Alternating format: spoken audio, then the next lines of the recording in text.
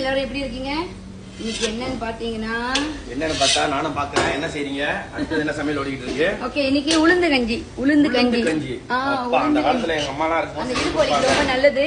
So பாத்தீங்கன்னா இது என்ன சொல்லுவாங்க, சென்ட்ரோ இலை, டவுன் பாண்டா மத தண்ணியில நல்லா கொதிக்க விடுங்க. அப்பதான் அது வாசனை நல்லா இருக்கும்.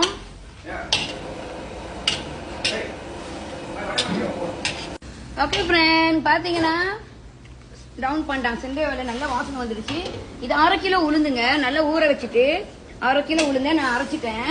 உளுந்து 1/2 கிலோ உளுந்து இது நல்லா அரைச்சிட்டேன் நான். 1/2 கிலோ உளுந்துக்கு அளவு பாத்தீங்கன்னா நீங்க தண்ணி ஊத்தாதீங்க. உளுந்து அரைக்கும் போதே நல்லா கொஞ்சம் தண்ணி ஊத்தி நல்லா அரைச்சிக்குங்க. சரிங்களா? தண்ணி ஊத்தினா ருசி இருக்காது, திக்கா இருந்தா நல்லா இருக்கும். இது இடுப்பு வலிக்கெல்லாம் ரொம்ப நல்லது, பெண்களுக்கு ரொம்ப நல்லது. சீனி பாத்தீங்கன்னா நான் 4 கரண்டி எடுத்துருக்கிறேன்.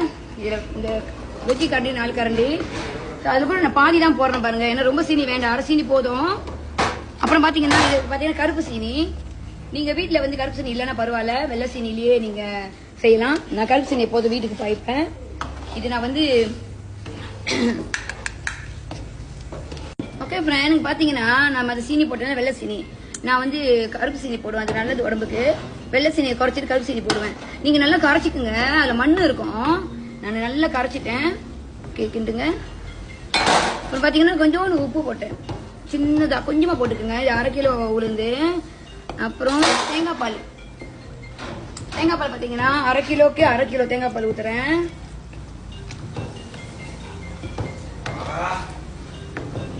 அரை கிலோ உளுந்துக்கு 1/2 கிலோ தேங்காய் பால்.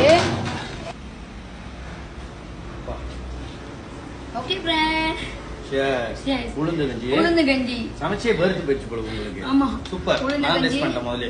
சூப்பரா இருக்கு.